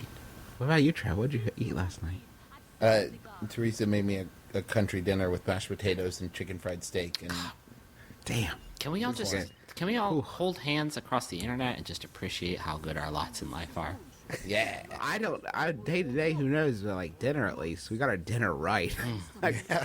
My breakfast, I don't know what I'm gonna do yet. It's still early. I wish there was some really squawky harpy lady who's here right now and be like, I ate a bowl of salad out of a bread bowl from Marie Callender's, and then it would turn to a Marie Callender's commercial. Marie Callender's is good anytime. That's good anytime. Or like a woman who's like, I ate half a Hershey bar and some Funyuns. Who's this Kathy-like character you're trying to cast? I don't understand the sociological profile you're trying to tap into with this new character. I ate cat food because it is all I had. So a homeless person. Is this a homeless ad for Marie Callender? This actually sounds like an episode of The New Adventures of Old Christine. Marie Callender Homeless Delights. Cat food surprise. Surprise, you only have cat food. It requires a microwave and now my teeth hurt. I made soup out of newspaper.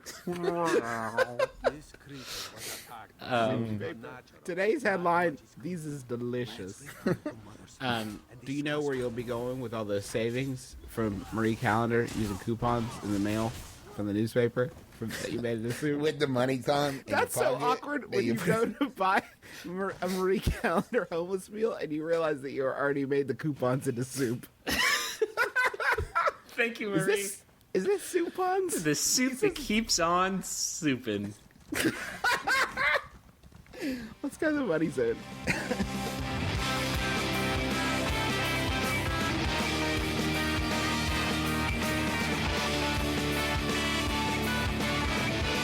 Ethan wants to wish his girlfriend Ariel a happy 21st birthday today. Today. Oh, shit. Today. Both in Indianapolis, both devout MBM listeners. And Griffin, kind of channel Ethan and give me this next quote in the voice of Ethan. Oh, yeah, so, Ariel, she's a model. I'm talking like fucking the guy from Men in Nicolas Black. Cage. No, That was Tom Brokaw. I was talking like the guy from Men in Black after he gets taken over by the alien. He's like, sugar. Get some water. Some water. Put some sugar in it. Ariel, he says, is a model. Good get. She likes giraffes and penguins. She's hilarious. And he loves her very, very much. Happy birthday, Ariel. Happy birthday, Ariel. Go get just wasted on Arbor Mist, because you can buy that now legally. Yeah, all the Arbor Mist you want. Go get some Arbor Mist and Wild Irish Rose and go crazy. Don't you think it'd be cool? It would be a good promotion for Arbor Mist if they could somehow make it where you could drink Arbor Mist when you're 20. Just as like a warm-up for real alcohol. Yeah. I thought that was Boone's Farm. It's like juice. Boone's Farm, you're Arbor talking about Mist. training wheels alcohol. Because let's be honest, you're drinking Smirnoff Ice at like 16. Right. For that slow ramp up.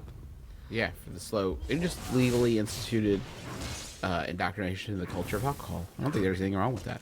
Hey, if you would like to be on our Jumbotron, you go to MaximumFun.org/Jumbotron, and we'll talk about your special event or your corporation, and there are rates there. And thank you for your money. And listen, don't actually drink before you're 21, unless it's like Zima.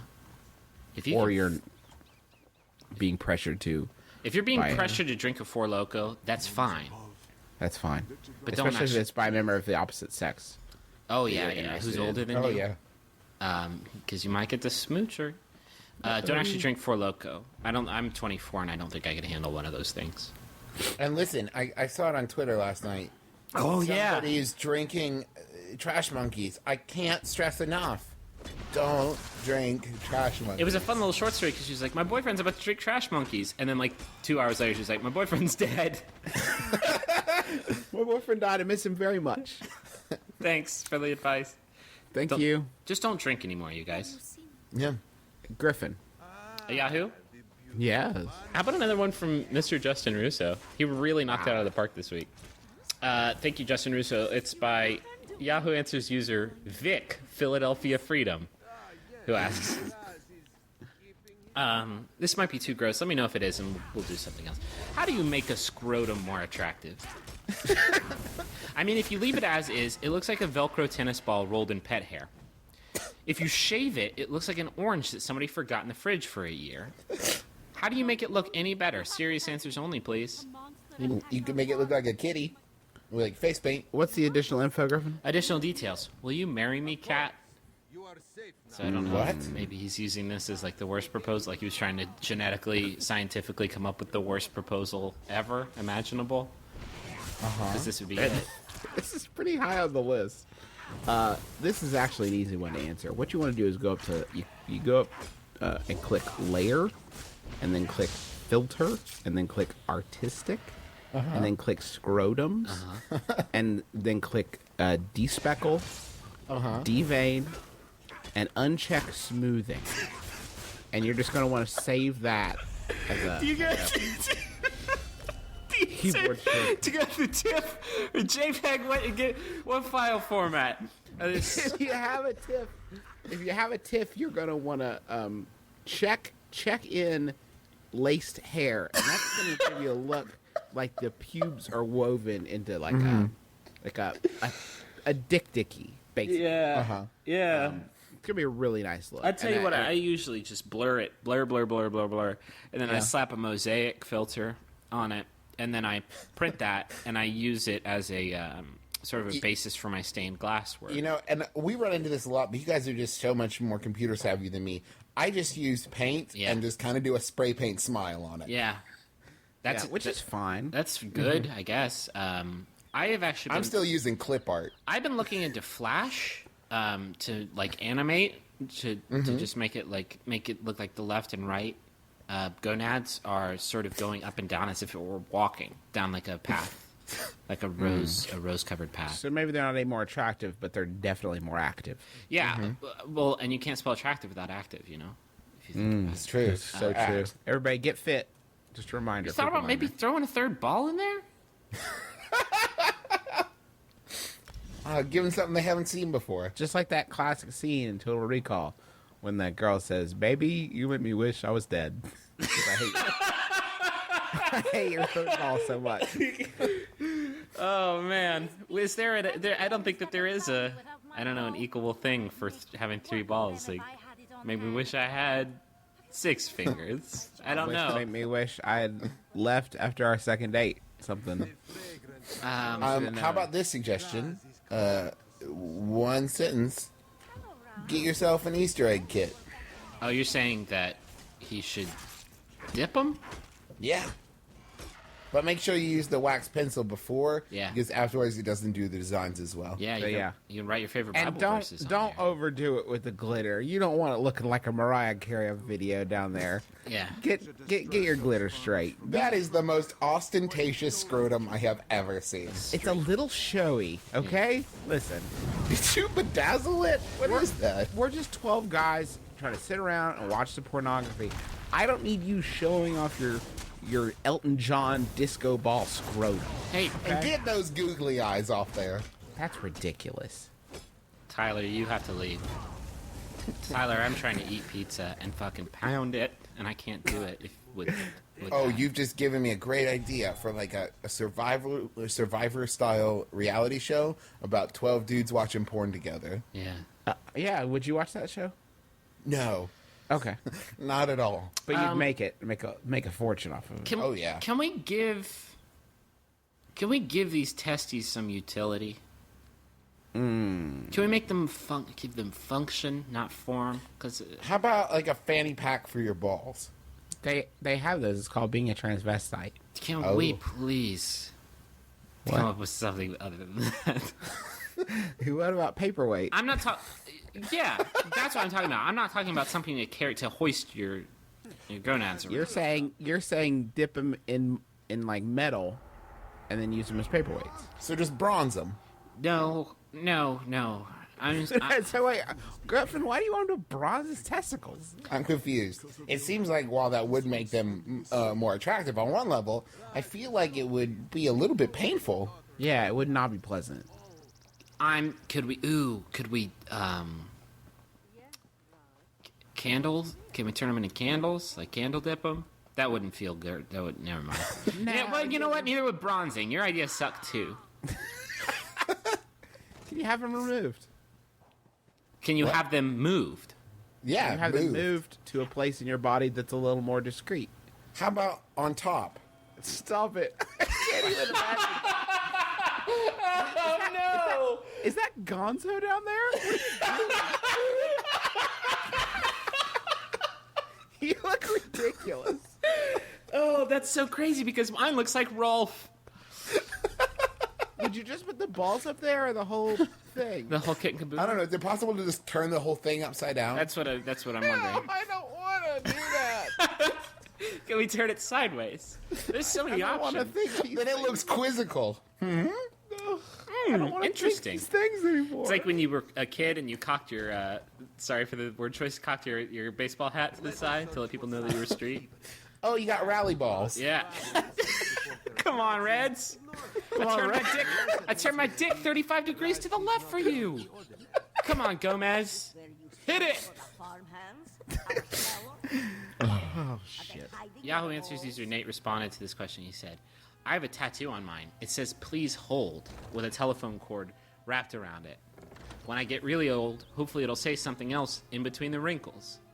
I have a tattoo on my penis, but that's a story for another day. Believe it or not, those are my only 2 tattoos.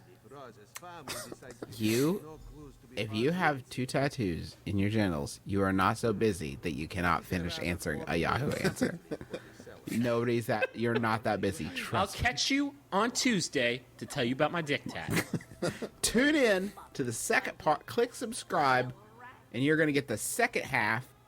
Listen, a witty tattoo on your balls is maybe funny like the first time, and then after that, it's just like, yeah, I still have writing on my balls. I did not think this through. Didn't think this through, but when I get older, gonna get some wrinkles, gonna say all kinds of stuff.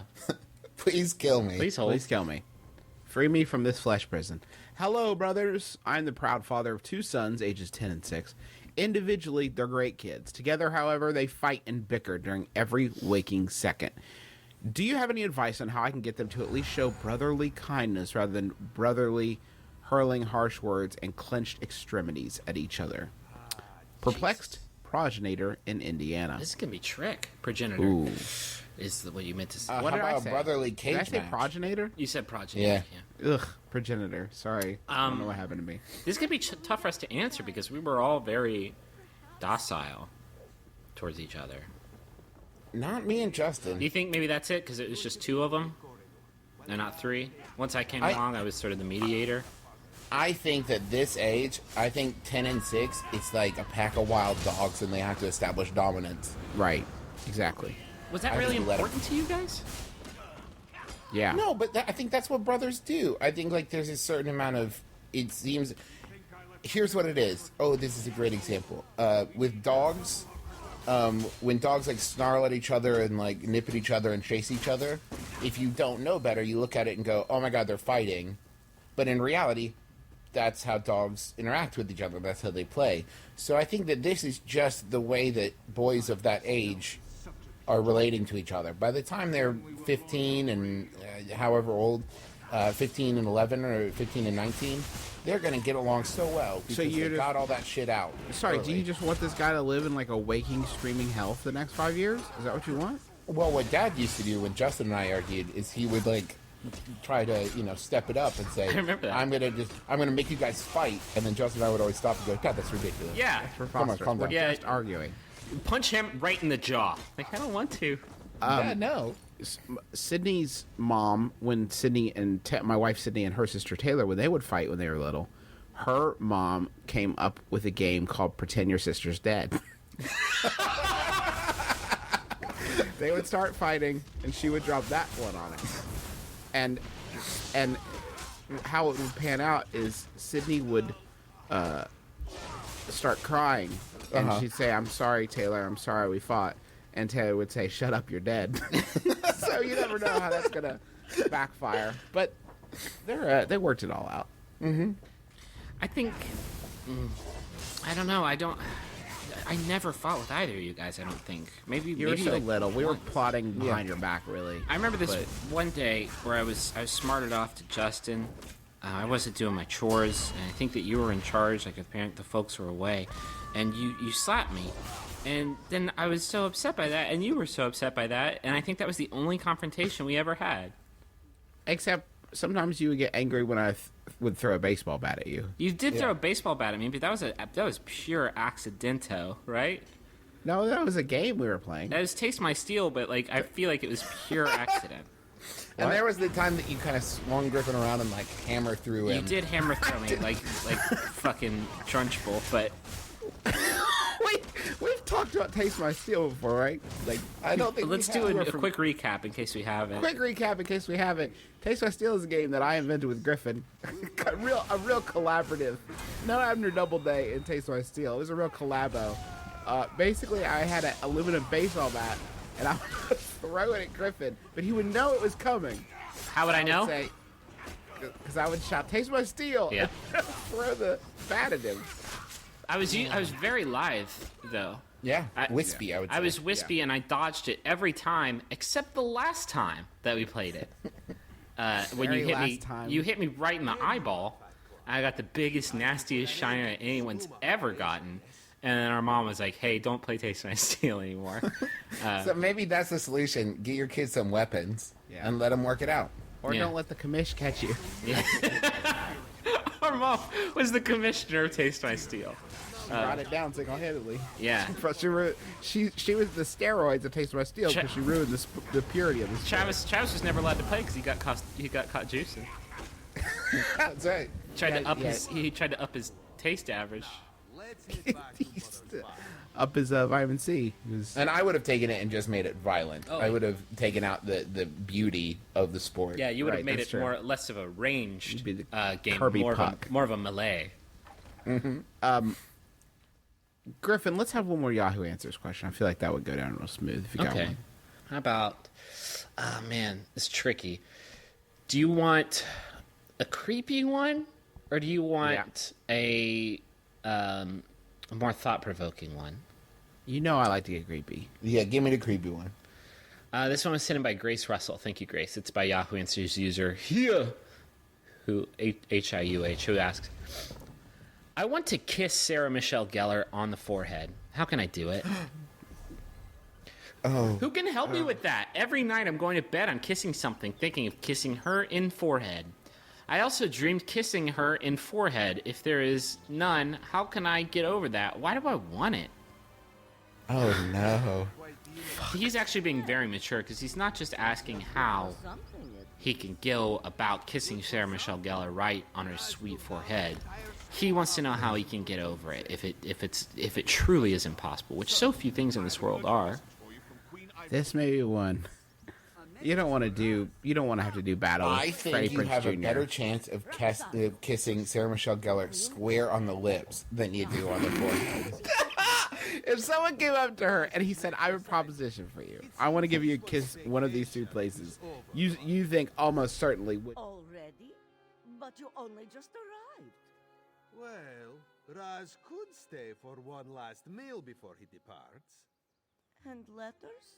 Will you write us letters? Doesn't Raz always?